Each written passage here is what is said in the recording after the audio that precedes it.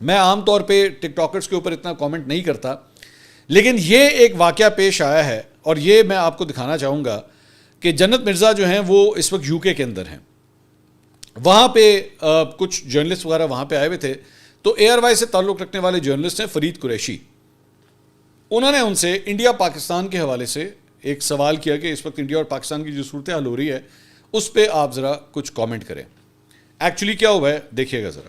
جنت یہ بتائیں جو پاکستان انڈیا کی سچویشن چل رہی ہے، آپ بھی متاثر ہوتے ہیں اس سے جس طرح سے جنگ کی؟ Thank you. یہ آپ نے جناب ان کی گفتگو سنی، انہوں نے کہا کوئی بات نہیں کرنی، میں نے اس کے اوپر کوئی بات نہیں کرنی. اچھا، اب اس کو دو طریقے سے دیکھا جا سکتا ہے، دو طریقے سے. ایک، ظاہری بات ہے اگر آپ جنت مرزا کے فین ہیں، آپ کو جنت مرزا بہت پسند ہے، تو آپ یہ کہیں گے کہ جناب وہ بیسکلی اس ٹاپک پہ بات نہیں کرنا چاہتی اور اس نے اپنے آپ کو دور رکھا ہے کہ میں کوئی غلط بات نہ کر دوں. اگر اس کا ایک پازیٹیو اینگل جو ہے اگر آپ نے اس میں سے یہ نکالنا تو یہ ہے.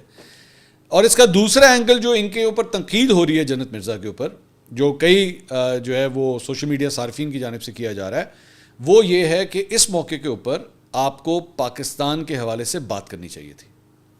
آپ کو یہ کہنا چاہیے تھا کہ بھارت جو جارحیت دکھا رہا ہے پاکستان کے خلاف یہ ان ایکسیپٹیبل ہے.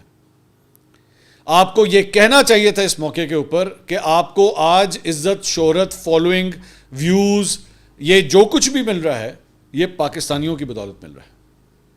تو ایسے موقع کے اوپر یہ نہیں کیا جا سکتا.